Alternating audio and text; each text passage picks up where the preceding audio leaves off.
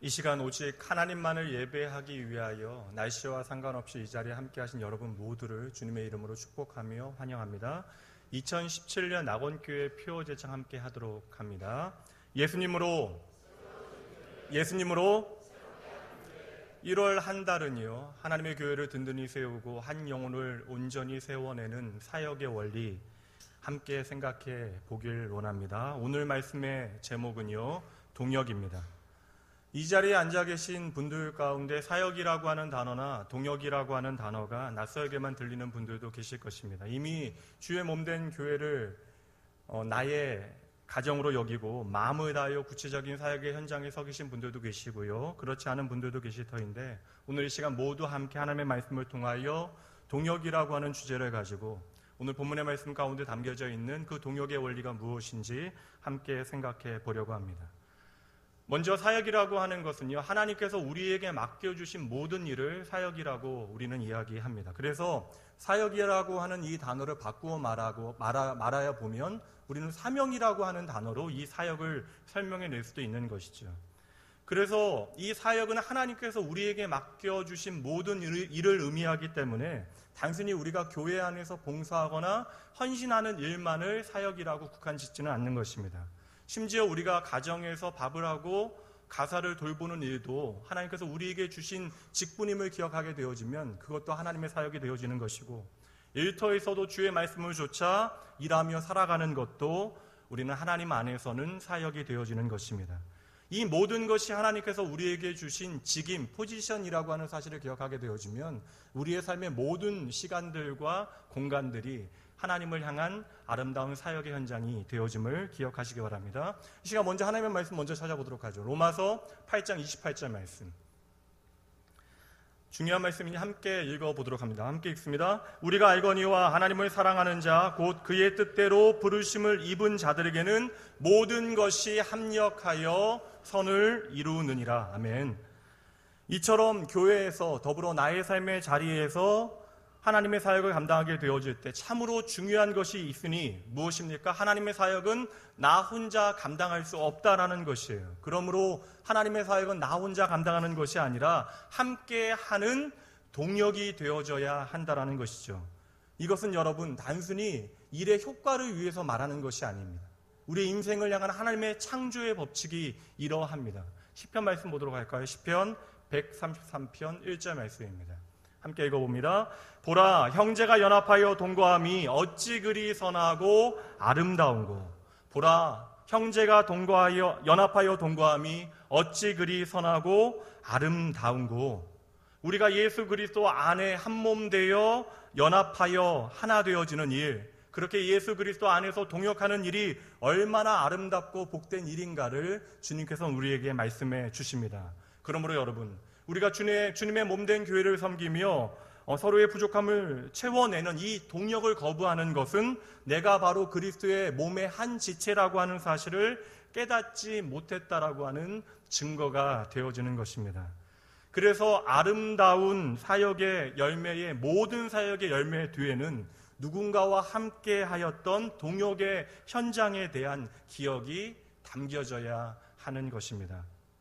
그렇다면 여러분, 하나님의 맡기신 일을 감당하는 것이 사역이고 우리는 끊임없는 동역이라고 하는 방법을 통하여 하나님의 뜻을 이 땅 가운데 현실화하고 하나님의 일을 이 땅 가운데 나타내야 한다라고 하면 여러분, 가장 먼저 우리는 이 동역의 의미가 무엇인지에 대하여 먼저 정의하고 정리하고 넘어가야 하는 것이죠. 가장 먼저 생각해야 하는 것은 우리가 같은 일을 하고 있다 해서 그것이 꼭 동역이 되어지는 것은 아니라는 것입니다. 왜냐하면 같은 일을 하고 있는 그 순간에도 전혀 다른 목적과 다른 마음을 가질 수 있기 때문에 그러한 것이죠. 보통 같은 사무실에서 일하는 사람들을 동료라고 이야기하고 같은 사업장에서 일하는 사람을 동업자라고 우리가 이야기합니다. 그러나 그들을 향해서 우리가 꼭 동역자라고 이야기할 수 없는 이유가 있다는 것이에요. 우리가 돈을 벌고자 하는 같은 목표를 가지고 있다 해도 그 목적이 다르기 때문에 그러한 거예요. 어떠한 사람은 내 배를 배부르게 만들고 나의 가정을 행복하게 하기 위하여 오늘 돈을 버는 목적을 가지고 그 같은 목표를 가지고 일을 하는 사람도 있고요. 어떠한 사람은 돈을 벌어서 하나님의 교회를 든든히 하고 이웃을 사랑하고 섬기는 일에 사용하기 위하여 돈을 버는 목표를 이루어가는 사람도 있다라는 것입니다. 그들은 동일하게 돈을 벌고자 하는 목표를 가지고 있어도 그 돈을 사용하고자 하는 목적이 전혀 다른 데 있다라는 것이죠. 이처럼 같은 목표를 가지게 되어지면 우리는 그를 동료나 동업자라고 부를 수 있지만, 우리가 그럼에도 불구하고 같은 목적을 가지지 않으면 그는 결코 나의 동역자가 되어질 수는 없는 것입니다.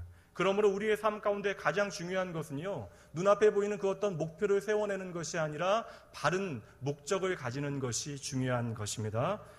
목표라고 하는 것은 목적을 이루어내는 그런 과정 가운데 일시적인 것이지만, 그 목적은요, 삶의 방향을 결정짓는 것이기 때문에 우리가 목적을 바로 세우는 것은 우리의 정체성에 대한, 내가 바로 누구인가에 대한 대답이 되어지는 것입니다. 우리는요, 교회 안에서 참으로 다양한 사역들을 감당합니다. 그러나 그 사역을 감당하게 되어질 때 목표는 다를 수밖에 없다라는 거예요. 교사의 목표와 성가대의 목표가 어떻게 같겠습니까? 성가대의 목표와 어떻게 구역장의 목표가 같을 수 있어요?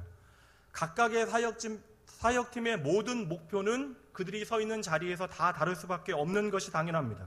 그런데 놀랍게도 그들이 다들 다른 목표를 가지고 있음에도 불구하고 사역의 목적은 동일한 고백을 해내는 것이죠. 그 모든 사역의 동일한 목적은 무엇입니까? 그 사역의 목적은 바로 영혼을 살리는 것과 그를 통하여 하나님께 영광을 돌리는 그 일이에요. 우리는 같은 목표를 가지고, 목적을 가지고 서로 다른 자리에서 다른 목표를 향하여 열심히 동역을 하고 있는 것입니다. 그러므로 교사와 성가대가 다른 사역의 자리에 있을지라도 그들은 동역을 하고 있는 것이고, 우리는 함께 동역하고 있는 것이기 때문에 서로를 향하여 불편한 마음을 가져서는 안 되는 거예요. 교사들이 조금 늦게 내려와도 좀 용납해 주시기 바랍니다. 그리고 교사들은 조금 더 열심을 내서 짧은 시간에 아이들에게 바른 복음을 전하고 열심히 성가대 연습에 참석해 주시면 되는 것이에요. 우리는 같은 목적을, 하나님의 목적을 이루어드리기 위하여 오늘도 아름다운 동역을 이루어 나가고 있다는 사실을 반드시 기억하셔야 합니다. 오늘 본문의 말씀 가운데 아름다운 동역자 세 사람이 등장합니다. 말씀을 한번 보시면서 여러분들이 찾아보시죠. 세 사람의 이름이 누구입니까? 저하고 여러분이 같은 성경을 가지고 있는 건 분명하죠. 세 사람의 이름이 누구입니까? 실라와 디모데 그리고 바울이라고 하는 세 명의 동역자의 이름이 등장합니다. 제가 이 세 사람을 같은 동역자라고 부를 수 있는 이유가 무엇이에요? 그들이 함께 모여있기 때문이 아닙니다. 지금 그들은 흩어졌어요. 같은 일을 감당하고 있는 것도 아니잖아요. 그럼에도 불구하고 그들을 동역자라고 부를 수 있는 이유가 무엇이에요? 그들이 같은 목적을 가지고 함께 사역하고 있기 때문에 그러합니다. 그 사역의 목적은 무엇입니까? 한 영혼을 살려내고 그를 통하여 하나님께 영광을 돌리기 위함이죠.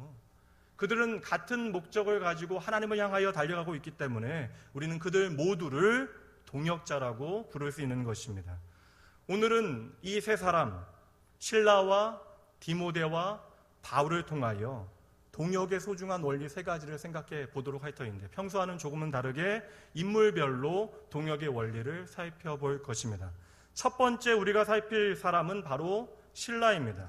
그리고 그를 통하여 우리가 반드시 기억해야 하는 동역의 원리는 균형이에요. 하나님께서 이 세상을 창조하실 때 만물의 질서를 부여하셨죠. 그래서 우리는 만물을 바라보면서 하나님의 창조의 흔적을 발견하게 되어지는 것입니다. 크게는 공전과 자전, 계절의 뒤바뀜 가운데 하나님께서는 일정한 그런 질서를, 규칙을 심어 놓으신 것이에요. 이러한 질서와 규칙이 없다라고 이야기하면 이 세상은 존재하지 않을 것입니다. 우리가 오늘 추워서 내일 따뜻하기를 바라서 우리의 바램대로 내일 영상 18도가 되어지면 이 땅은 존재하지 못하게 되어지는 것이죠. 심지어 우리의 몸 또한 그러합니다. 우리는 정기적인 식사와 적절한 수면을 통하여 우리의 건강을 유지할 수 있도록 하나님께서 창조하셨어요. 그래서 일과 휴식은 균형 있게 우리에게 있어줘야 하는 것입니다. 우리가 아무리 바쁘다고 이야기해서 4일을 자지 않고 일하고 나머지 3일을 잠을 자겠다라고 결정한다라고 해서 우리는 그렇게 행할 수 없는 것입니다.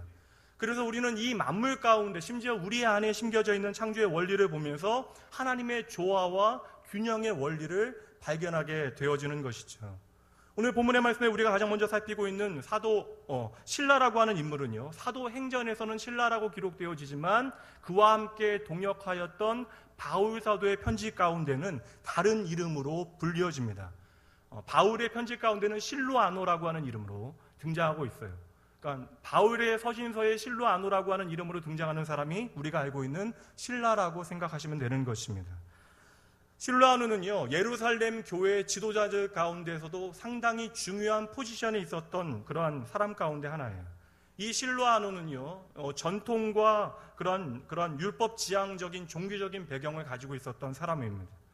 사도행전 15장 말씀에 보면요, 이방인들의 할례의 문제로 인하여 예루살렘 그런 교회 가운데 공의회가 열리게 되어지는데, 문제는 바로 이방인들에게 할례를 베푸는 것이 합당한가에 대한 논쟁으로 교회가 시끄러워졌기 때문에 그러한 것이에요. 이때에 이 사실을, 이방인들을 변호하기 위하여 안디옥 교회에서 파송한 사람들이 바울과 바나바였습니다. 예루살렘 교회는 가장 맏형이 되어지는 교회로서 이 문제에 대하여 결정하고 통보하고 지도하고 질서를 세우기 위하여 예루살렘 교회에서는 안디옥 교회로 사람들 2명을, 지도자 2명을 파송하게 되어지는데, 유다라고 하는 사람과 오늘 본문의 말씀에 등장하고 있는 신라가 그 지도자로 감독하기 위하여 파견되어졌다라는 것이죠. 여러분, 다 떠나서요, 이러한 배경 떠나서 바울과 신라 하면 생각나는 사건 하나 있으시죠? 모르겠다라는 표정으로 쳐다보지 마시고요. 바울과 신라 하면 생각나는 사건 뭐죠? 빌립보 감옥에서 일어났던 일. 바울과 신라가 귀신 들린 한 여종을 고쳐낸 다음에 그의 주인의 그러한 고발로 인하여 감옥에 갇혀졌던 그 순간에 그들이 밤새도록 하나님을 찬양하며 기도했던 그 순간 어떻게 되죠? 옥문이 열리게 되어지고 그를 통하여 하나님의 교회가 세워지는 놀라운 일이 벌어집니다. 거기에 등장했던 신라가 바로 오늘 본문의 말씀에 등장하는 요 신라예요. 그런데요, 이렇게 환상의 콤비를 잘 보여주고 있는 이 두 사람은요, 원래 함께 할 수 있을 만한 그런 그 어떤 환경과 조건이 주어지지 않았던 관계였다라는 것이죠. 말씀드린 대로 신라는요, 보수적인 예루살렘 공의회의 율법 주의적인 전통과 신앙관을 대표하는 사람이에요. 그래서 신라는 그 위치 자체가 예루살렘 공의회의 입장을 통보하고 또한 바울과 안디옥 교회를 감독하기 위하여 이 교회에 와 있었던 사람이었다라는 것이죠. 그리고 바울 사도가 이야기하는 바와 같이 신라의 원래 이름은 헬라식의 이름이었는데 실로아노라고 하는 이름을 사용합니다. 그러니까 다시 이야기하면 이주민이었다라는 거예요. 그러니까 헬라파 유대인이었는데 그가 예루살렘 교회 안에 들어와 그토록 지도자의 위치까지 올라가게 되어졌다는 것입니다. 그렇다면 여러분, 교회의 질서와 율법에 대한 더욱더 분명한 태도를 그가 가지고 있었다는 것을 우리에게 보여주고 있는 것이죠. 게다가 오랫동안 이민 생활을 했잖아요. 고국으로부터 멀리 떨어져 살아가게 되어지니 자신의 뿌리로부터 멀어지지 않기 위하여 더욱더 전통을 잘 지켰고요, 열심으로 교회의 전통을 지키려고 하는 그런 보수적인 경향이 그에게 있었다라는 거예요. 그러한 세월을 오랫동안 살아왔다라는 거예요. 이것은 마치 유럽과 미국 교회의 1세대 그런 이민자들이 한국 교회보다 훨씬 더 보수적인 신앙의 형태를 가지고 있는 것과 그런 마찬가지의 현상입니다. 잘 보세요, 여러분. 신라는요, 복음을 받아들인 그리스도인이었지만 그의 종교적인 배경은 어떠하였다고요? 전통과 율법에 매일 수밖에 없는 보수적인 배경을 가지고 있었던 유대인이었다라는 것입니다. 그런데 오늘 본문의 말씀 가운데 이렇게 서로 너무나 다른 바울과 신라가 동역하고 있다라는 것이죠. 바울은 예수 그리스도를 통하여 사도로 부르심 받았지만 그 현장을 본 사람은 아무도 없습니다. 예수님을 만난 적도 단 한 번도 없어요. 그래서 바울의 평생에 그렇게 귀한 사역을 감당함에도 불구하고 그는 그의 직분에 대하여 끊임없이 도전을 받으며 사역을 했던 사람입니다.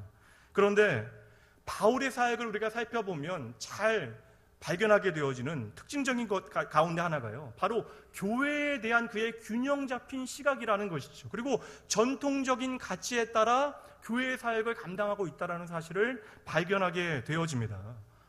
예수 그리스도를 통하여 사도로 부름받기는 했지만 지금 3년 동안 주님과 동행하였던 다른 제자들과는 전혀 다른 처지에 있잖아요.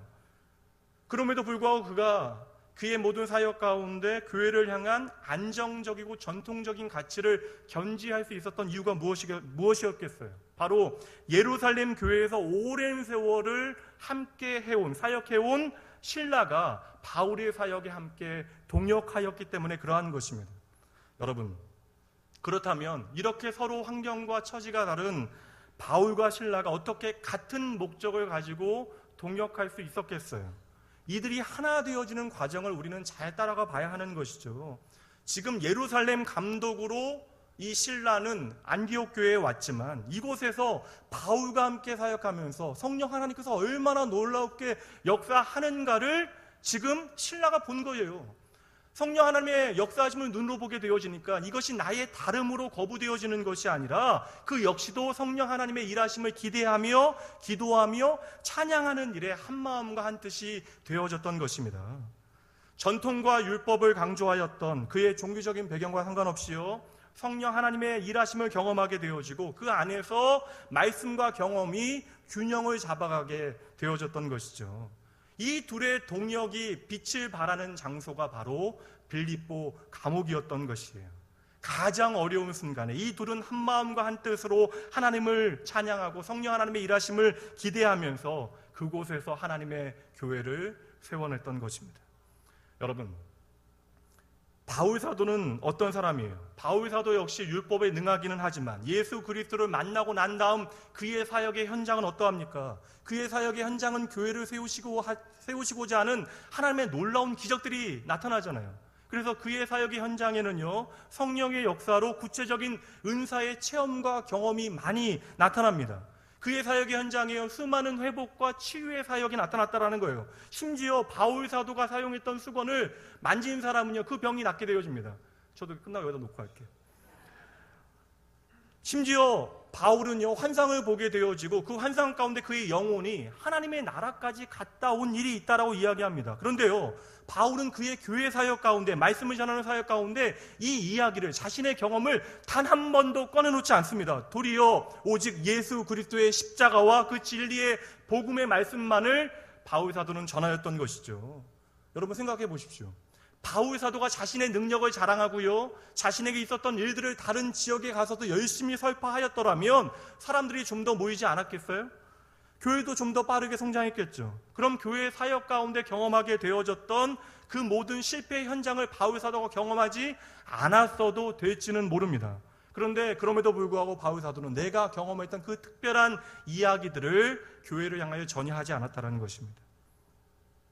우리는요, 조금만 특별한 은혜와 은사를 내가 경험하게 되어지면 그 은혜를 내 안에 담아내고 그 은혜를 가지고 좀 더 하나님의 교회를 든든히 세우는 봉사와 섬김의 자리에 기쁨으로 서야 하는데, 자꾸 우리는 그 특별한 은혜를 다른 사람에게 말하고 싶어하는 그런 열정이 우리 안에 불타오른다는 것이죠. 그러니까 기도하다가 다른 권사님 자꾸 찾아가고 싶어하는 거예요. 그리고 이야기합니다. 내가 지난주 금요일 날 기도하다 보니까 권사님 머리 쪽이 까맣게 보이더라고. 근데 여러분, 한국 사람의 머리는 다 까매요. 그 머리가 금발로 보이면 이상한 거죠. 근데 머리가 하얗던 권사님의 머리가 만약에 까맣게 보인다면 그날 염색하신 거예요.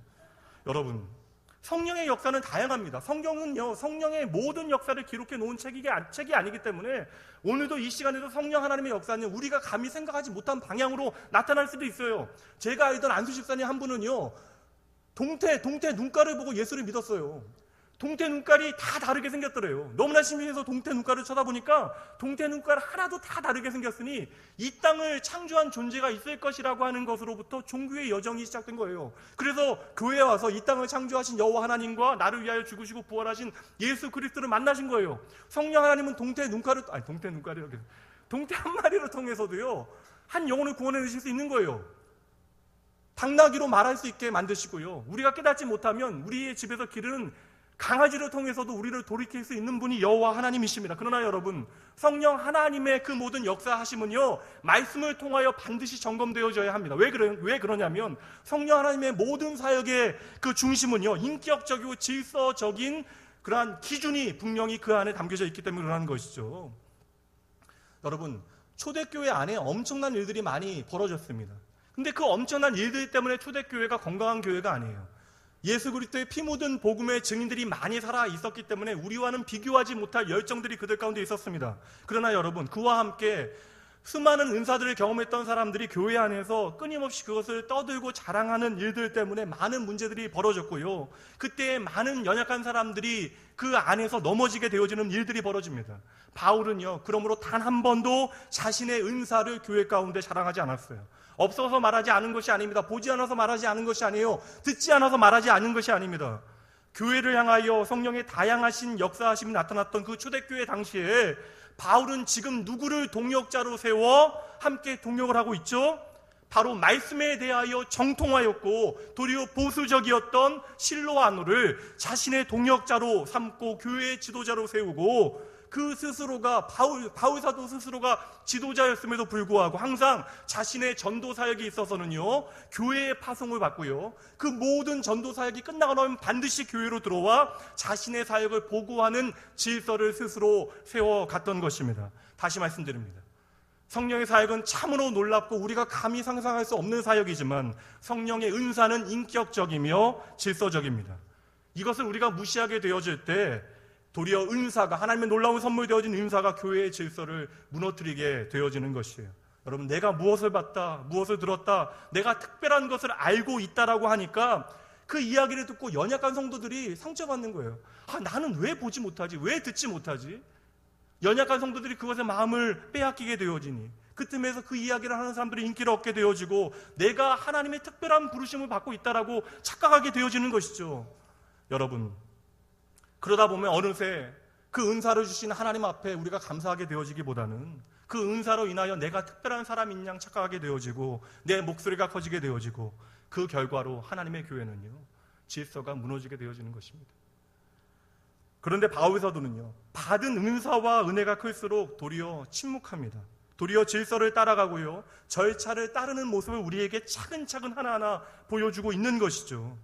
그 어떤 것이라도 교회의 덕을 세우지 못한 것이라면, 내가 아무리 이것을 좋다 여긴다 할지라도 그 모든 것들을 내려놓고 오직 예수 그리스도의 십자가와 자신의 연약함만을 고백했던 것이죠. 여러분, 바울 사도 스스로 채워낼 수 없는 그 부족한 부분을 제도권 안에서 잘 교육되어지고 훈련된 실로아노와 같은 지도자와의 동역을 통하여 바울은 그 사역의 균형을 잡아갔던 것이에요.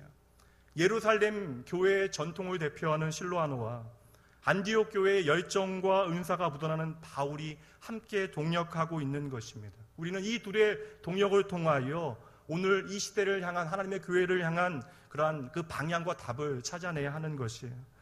이 둘은요, 연약했던 하나님의 교회들을 든든히 세워가는 데 있어서 균형과 질서를 잡아갔던 것이죠. 이제 설이 가까워오는데요, 민속놀이 가운데 가장 위험한 민속놀이가 뭐가 있죠? 제기차기요? 가장 위험한 민속놀이가 뭐가 있습니까? 쥐볼놀이 위험하죠. 쥐볼놀이 위험합니다. 근데 그거는 이제 보름에 하는 거니까요. 예. 그날 하면 잡혀가실지도 몰라요.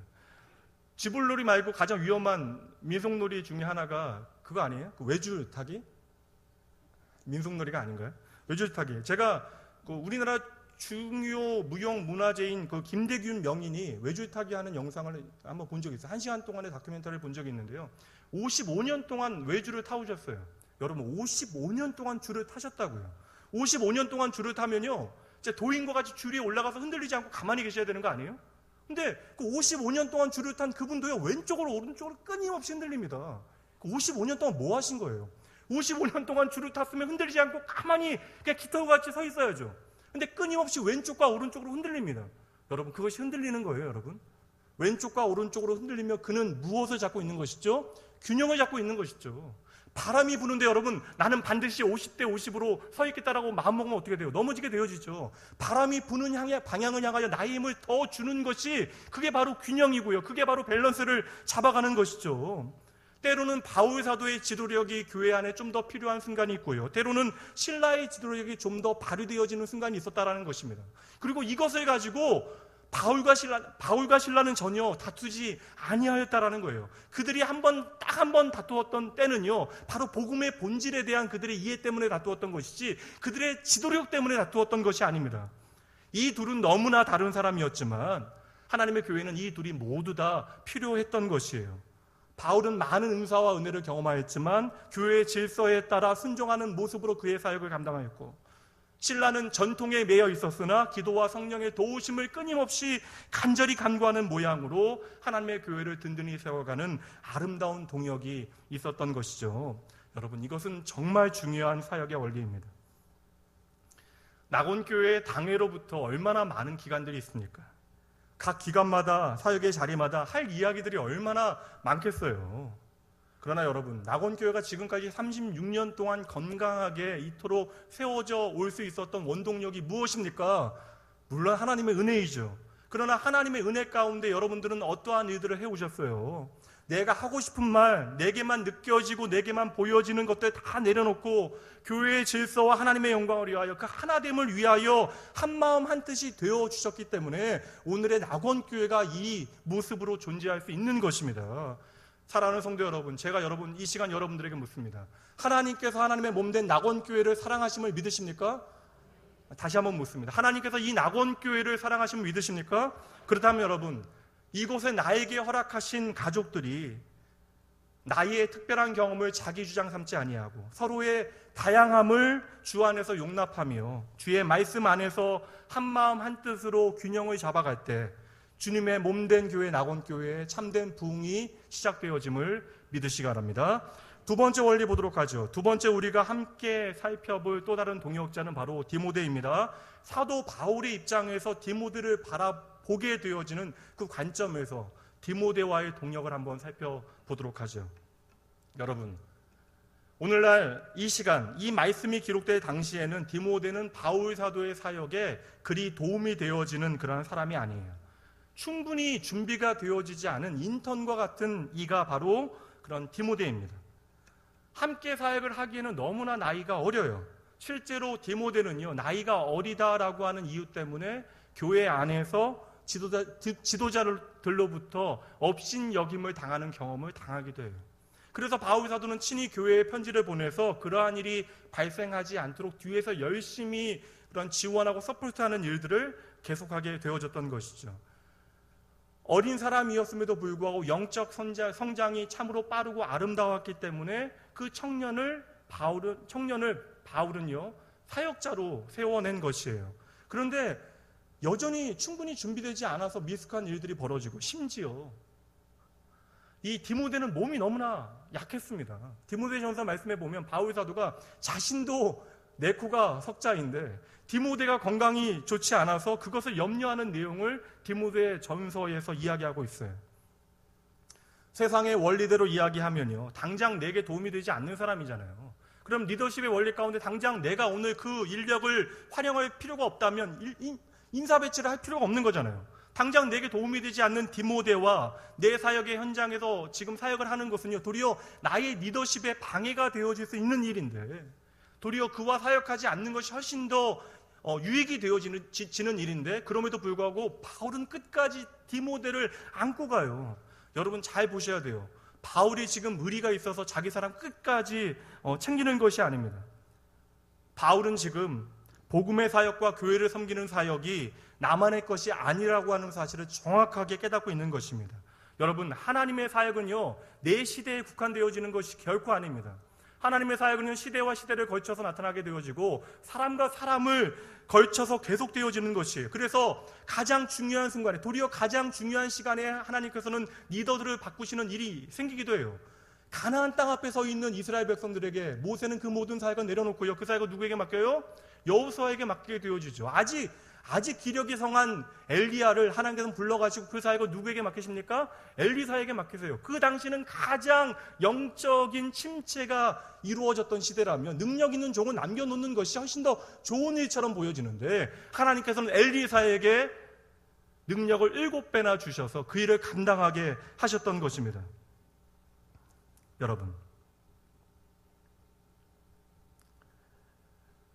만약에 여러분들이 사역을 감당하시면서 내가 이 사역의 현장을 떠나면 이 사역의 현장에 큰 문제가 생길 것처럼 여겨지신다면 그것이 첫째는 오해였으면 좋겠고요.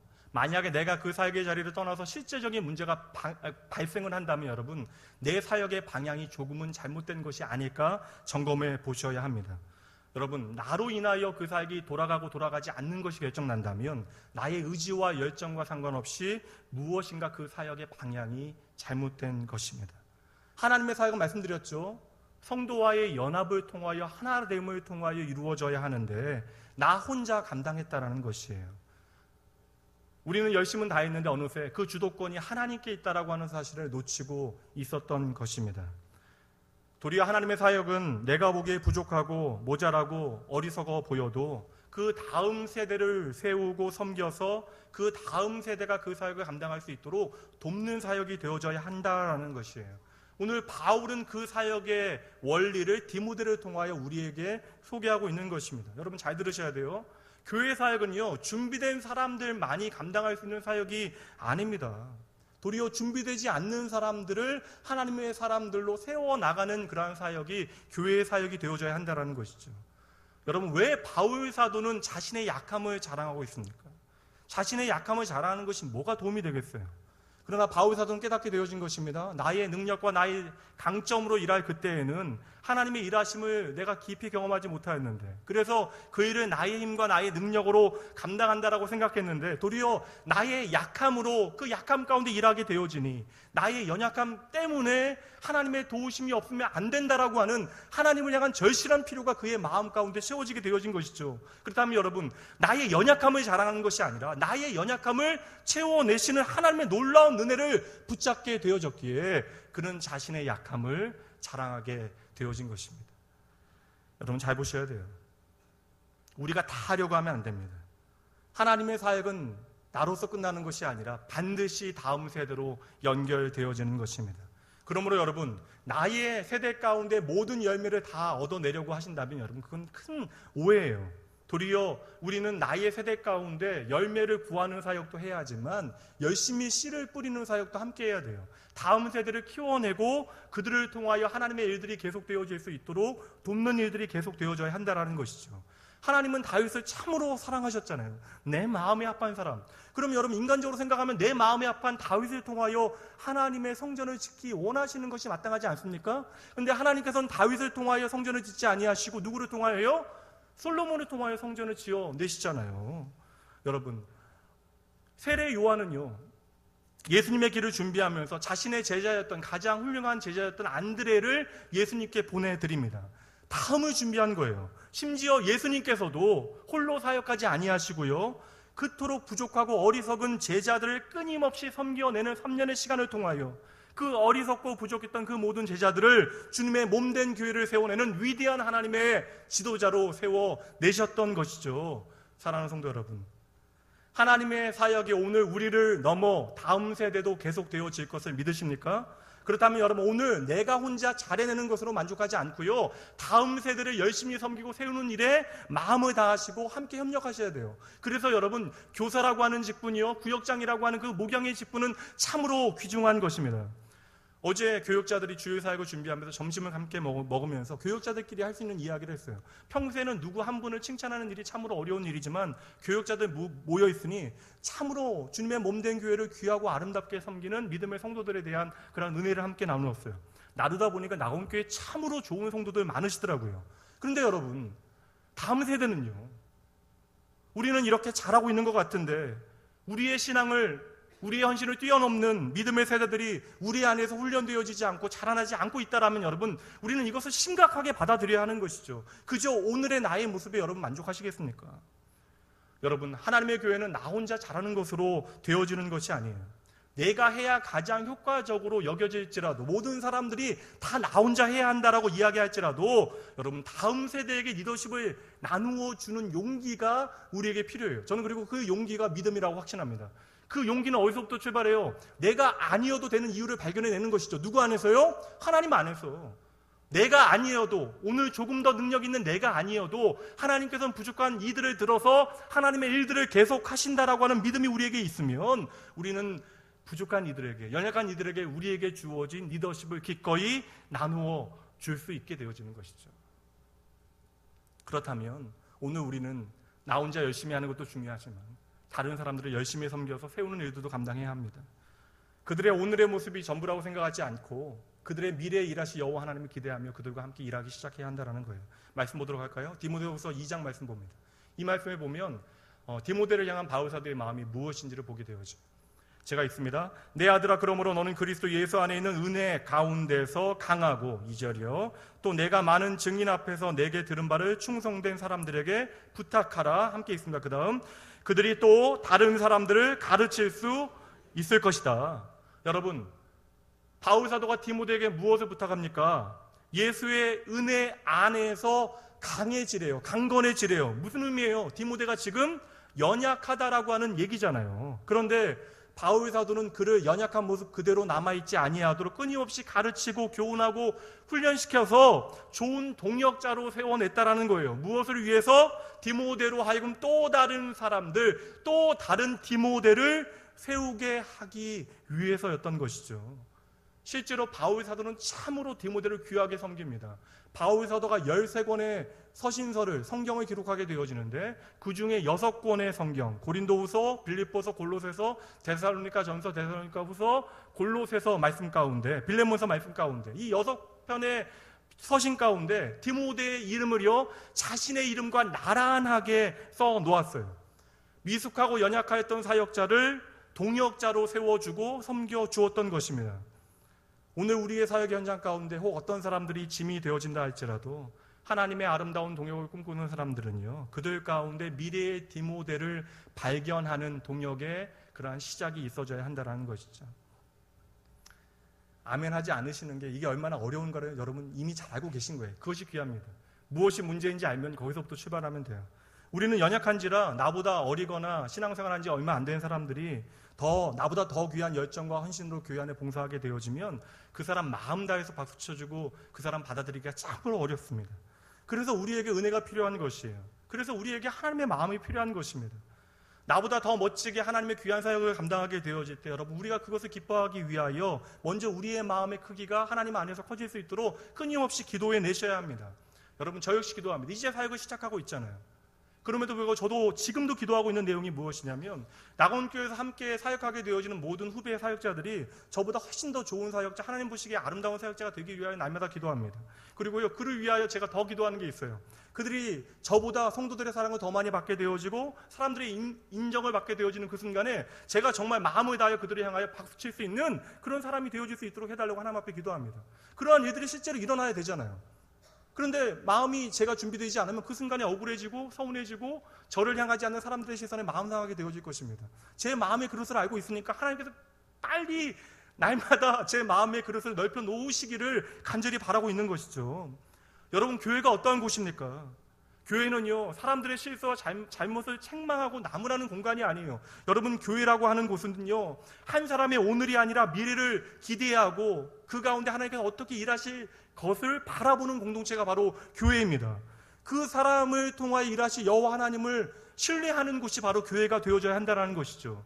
그러므로 여러분, 모든 장로님들은요, 안수 집사님들을 마음을 다하여 섬겨주셔야 돼요. 그들로 하여금 나보다 더 뛰어난 장로들이 되어질 수 있도록 세워주셔야 하는 것입니다. 안수 집사님들은요, 더 연약한 성도들, 젊은 성도들을 열심히 세워주시고 섬겨주셔야 돼요. 그 일을 위하여 여러분, 그 직분이, 그 직임이 주어진 거예요. 그 직임에 당당할 수 있는 이유는요, 그 부르심 때문에 우리는 당당할 수 있는 것입니다. 권사님들은 더한 마음으로 교회를 위하여 헌신하시고 수고하시되 그 섬김의 자리에 연약한 이들이 함께 동참할 수 있도록 열심히 도와주셔야 하는 거예요. 당장은 더 힘들죠. 효율성도 떨어집니다. 차라리 혼자 하는 것이 더 낫겠다라고 하는 순간들도 많을 거예요. 몸만 힘들면 좋겠는데 마음이 상하게 되어지고 마음이 지치게 되어지는 순간도 분명 있을 것입니다. 그러나 여러분, 우리가 함께하지 못한 모든 이유들을 뛰어넘어서 다음 세대를 주님의 마음으로 섬기게 되어질 때 낙원교회는 하나님의 마음을 시원하게 하는 교회, 하나님께서 기뻐하시는 참된 아름다운 교회가 되어질 것을 믿으시기 바랍니다.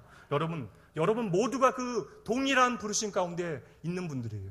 열심히 일하시는 분들은요, 나보다 함께 일하지 못하는 그 연약한 지체들을 세워줄 필요가 있는 것이고, 오늘 함께 이 하나님의 동역에 동참하지 못한 사람들은요, 오늘 나를 향한 하나님의 기대가 있다는 사실을 기억해 내셔야 하는 것입니다. 그리고 후에 로마서 16장 말씀해 보면요, 이렇게 어리고 미숙했던 디모데를 향하여 바울 사도가 나의 동역자라고 부르게 되어집니다. 그리고 데살로니가 교회에 심각한 문제가 생기니 자신이 가지 못하니 디모데를 기쁨으로 보내고요. 고린도 교회에 문제가 생겼을 그때에 디모데를 보내고요. 빌립보 교회에 문제가 생겼을 그때에 기쁨으로 디모데를 보내게 되어졌던 것이죠. 열심히 마음을 다하여 어리고 미숙하고 어리석었던 디모데를 열심히 세우고 섬겨서요, 이제 바울이 감당하지 못하는 모든 일들을 감당할 수 있도록 세워냈던 것이에요. 여러분, 하나님께서 오늘 우리에게 다음 세대와의 아름다운 동역을 원하십니다. 하나님의 마음으로 연약한 분들을 좀 섬겨주세요. 우리는 그 다음 세대의 사역의 열매를 우리가 보지 못하게 될 수도 있잖아요. 그런데 여러분, 하나님은 다 기억하십니다. 훗날 우리의 다음 세대가 아름다운 믿음의 결실을 맺게 되어질 때 그 모든 열매를 그 세대만의 것으로 이야기하지 아니하고 그 앞선 우리의 모든 헌신과 수고를 하나님께서는 반드시 기억해 주실 것입니다. 마지막 세 번째요. 이번에는 실라와 디모데의 입장에서 한번 바울 사도를 바라보시죠. 초대교회 그리스도인들에게 바울 사도는 어떠한 그런 이미지를 가지고 있었을까요? 초대교회 그리스도인들은 바울을 어떻게 바라보았겠습니까? 바울 사도는요, 사도로 부르심을 받기 전에 누구를 죽인 사람이에요? 초대교회에 가장 덕막이 있었던, 사랑받았던 디모데 집사님을 돌로 치어서 죽이는데 앞장섰던 사람입니다. 그래서 예루살렘 공동체가 흩어지는데 영향을 미친 사람이에요. 여기서 멈추지 아니하고 다른 사람들을, 예수 그리스도를 따르는 다른 사람들을 죽이기 위하여, 잡아매기 위하여 다른 도시까지 원정을 떠났던 사람이 바로 바울 사도예요. 바울 사도는 또 그의 인생 가운데 절대 은혜를 잊지 말아야 하는 사람 한 사람이 있었습니다. 모든 사람들이 그 사람을 욕한다 할지라도 바울은 반드시 그의 곁에 서 있어야 하는 한 사람이 있었어요. 누구죠? 바나바잖아요. 바나바. 그 누구도 바울 사도와 사역하지 않으려고 해서 10년 동안 은둔 생활을 할 수밖에 없는 그 순간에 바울 사도의 진심을 알아주고 하나님의 역사하심과 그 부르심을 믿고 그 사역의 자리를 함께 나누고 바울을 세워주고 자신의 자리를 양보해줬던 사람이 바로 바나바예요. 그리고 나중에는요, 바울을 앞에 세우고 자신을 뒤로 세우는 그러한 믿기기 힘든 리더십의 그러한 나눔까지도 함께했던 사람이 바로 바나바예요. 그렇다면 여러분, 모든 사람들이 바나바를 욕해도 바울은 그러면 안 되는데 바울의 성질이 어디 갑니까? 의견이 다르다고요. 바나바와도 대판 싸워요. 바울이 뛰어난 지도자인 것은 분명합니다. 그런데요, 바울에 대하여 듣게 되어진 모든 과거의 이야기들을 우리가 듣게 되어지면 어떠한 마음이 듭니까? 바울을 우리가 뛰어나다 이야기할지라도 그와는 함께 사역하기를 원하지 않게 되어지겠죠. 실제로 바울 사도는 그 과거에 대한 사람들의 판단에 매여서 그의 사역 가운데 어려움을 겪게 되어집니다. 과거에 스데반을 죽였다라는 거예요. 교회를 핍박했다라는 것입니다. 여러분, 오늘 우리의 문제가 무엇이에요? 어떤 사람에 대한 과거에 대한 이야기, 그의 그 어떤 과거의 성향 때문에 그와 동역하는 것을 주저하게 되어진다는 것이죠. 과거에 나에게 실수한 사람, 나에게 상처를 줬던 사람들과는 함께 동역하기를 원하지 않습니다. 그저 내가 용납할 수 있는 수준은 뭐예요? 가능하면 멀리 한 교회에 있으나 멀리 자리에 앉고 그러하고 눈을 마주치지 않는 것이 나의 최선이라고 생각하는 것이죠. 내 마음에서 그를 지워내는 것이 평안을 유지하는 방법이 되어지는 것이에요. 바울 사도는 말씀드린 대로 참으로 화려했던 과거를 가진 사람입니다. 교회를 핍박했던 사람이고 포행자예요. 교회에 상처를 줬던 사람이고 예수 믿던 사람들을 죽였던 사람입니다. 한 교회의 리더십을 형편없게 망가뜨린 사람이 바로 바울 사도였어요. 오늘 바울이 이러한 과거를 가지고 낙원교회 안에 들어온다면 우리 모두가 그를 피하게 되어질 것입니다. 그런데요, 오늘 신라는요, 디모데는 바울 사도의 그 과거를 묻지 아니하였다라는 것이죠. 여러분 잘 들으세요. 동역의 가능성은 모두를 향하여 열려 있어야 하는 것입니다. 그것은요, 그 사람의 능력이나 그 사람이 나아질 것에 대한 기대 때문이 아닙니다. 사람은요, 참으로 안 변해요. 믿으면 믿을수록 실패하거나 내 마음이 상처받을 가능성이 훨씬 더 많이 있습니다. 그러나 여러분, 전능하신 하나님, 살아계신 하나님에 대한 신뢰가 우리 가운데 있기 때문에 우리는 예수 안에서 그 사람의 과거를 묻거나 따지지 않아야 하는 것이죠. 예수님께서 나인성의 과부의 아들을 살려내실 때 이미 죽었잖아요. 시체가 되어졌습니다. 그럼 예수님께서 그에게 뭐라고 이야기하셔야 돼요? 죽은 자여 일어나라, 아니면 시체야 일어나라 하셔야 되잖아요. 근데 주님께서 무엇이라고 그에게 말씀하셨죠? 죽은 시체를 향하여 청년아 일어나라. 나사로가 죽었어요. 나흘이 지나갔습니다. 그 몸의 부패로 인한 냄새가 심하게 나서 그의 사랑하는 가족들조차도 뭐라고 이야기해요? 시체가 되어졌다라고 이야기합니다. 오빠가 시체래요. 그런데 예수님께서는 그 시체와 같았던 나사로를 향하여 무엇이라고 말씀하십니까? 시체에 일어나라 말합니까? 무엇이라고 말씀하셨죠? 나사로야. 그의 이름을 부르면서 나사로야 일어나라 말씀하시잖아요. 여러분 잘 보셔야 됩니다. 죽어버린, 썩어버린 시체도 주님의 부르심 한 번에 다시 살아날 수 있다는 사실을 기억해 내셔야 돼요. 그렇다면 어떠한 한 사람이 과거에 얼마나 썩어버린 인생을 살아갔다 할지라도 주님께서 그의 이름을 한번 부르시면 그가 주님의 동역자가 되어질 수 있다는 사실도 우리가 믿어야 하는 거예요. 과거에 교회를 아프게 했다고요? 그래도 여러분, 주님께서 그에게 은혜로 한번 만져주시면 그 역시 주님의 충성스러운 일꾼이 되어질 수 있는 것입니다. 그러니 여러분, 내가 먼저 판단하여 그를 향하여 과거의 이야기를 하지 마십시오. 우리가 누군가를 동역자로 거절하는 것은요, 어찌 생각해 보면 하나님의 전능하심을 믿지 않는다라고 하는 불신앙이 되어질 수도 있는 것입니다. 그러므로 여러분, 어떤 누구를 향해서도 동역의 가능성을 열어 놓으셔야 합니다. 그 사람의 능력이나 그 사람의 변화의 가능성을 믿는 것이 아니에요. 말씀드린 대로 그 사람을 변화시킬 살아계신 창조주 하나님에 대한 신앙 고백입니다. 전능하신 하나님이 만지시면 돌들도 아브라함의 자손들이 되어질 수 있대요. 어부 베드로도요, 그 촌부 베드로도 그러한 능력 있는 초대교회의 사도가 되어지고요. 우리의 아들, 그렇게 성질 급한 요한도 오직 사랑만을 이야기하는 사랑의 사도가 되어졌던 것입니다. 지난주 말씀드렸습니다. 부흥은요, 다른 것이 아니에요. 하나님께서 먼저 나를 찾아오시어 나를 만져주시는 것이 바로 부흥의 시작입니다. 그렇다면 반대로 하나님께서 찾아오셔서 만져주시는 영혼은 누구라도 그 영혼 가운데 하나님의 부흥과 회복이 시작될 수 있는 것입니다. 그렇다면 하나님의 교회 가운데, 믿음의 공동체 가운데 우리가 함께할 수 없는 사람이 누구겠어요? 물론 그 사랑에 대한 그 진리 안에 판단이 있어야겠죠. 그를 위하여 우리가 열심히 기도해야겠죠. 보다 더 그의 삶 가운데 들어가서 어떻게 그 사랑을 진리 가운데 우리가 나눌 것인가 고민해야겠죠. 그러나 여러분, 우리가 누군가를 향하여 내 마음에서 그를 배척해버리고 그와 함께 할 수 없다고 생각하는 것은요, 지극히 우리의 시각이고 우리의 한계이고 우리의 부족 때문에 일어나는 일들입니다. 창조주 하나님, 전능하신 하나님을 우리가 믿고 있다라고 하는 것은요, 그 어떤 인생이라도 재창조해 내시는 2017년 표어대로 예수 그리스도 안에 있기만 하면 그 모든 영혼들이 새롭게 되어질 수 있다는 사실을 우리는 반드시 기억해야 하는 것이에요. 다시 말씀드립니다. 사람을 믿고 사람을 의지하는 것이 아니에요. 그 사람을 붙드시는 여호와 하나님을 믿는 것입니다. 오늘 내가 도저히 용납할 수 없는 그 한 사람, 이미 내 마음에서 지워낸 그 한 사람도 전능하신 창조주 하나님께서 다시 그 마음 만져주시면요, 하나님의 놀라운 사역을 감당할 수 있는 동역자, 새로운 피조물이 되어집니다. 그 증인이 바로 바울 사도예요. 바울이 변했다면 그 누구도 변할 수 있고요, 이 자리에 있는 여러분 모두가 변할 수 있는 것입니다. 전능하신 하나님께 붙들리면 그 누구도 나와 함께 기쁨으로 뛸 수 있는 동역자가 되어질 수 있는 거예요. 그 결국을 우리가 바라볼 수 있다면 그 과정을 이겨낼 수 있는 것이죠. 인내할 수 있는 것이죠. 소망할 수 있는 것이죠. 사랑할 수 있는 것이죠. 사랑하는 낙원의 모든 성도 여러분, 오늘 우리가 주 안에서 서로를 나의 동역자로 받아들이며 동역할 때 하나님의 선하신 뜻이 이 땅 가운데 낙원교회에 이루어질 줄을 믿습니다. 부디 여러분의 삶의 모든 현장에 가슴 뛰는 이 아름다운 동역이 시작되어지길, 그로 인한 기쁨과 행복이 가득하기를 주 예수 그리스도의 이름으로 축복하며 기대합니다. 이 시간 함께 우리의 고백을 담아 함께 하나님을 향하여 찬양하죠.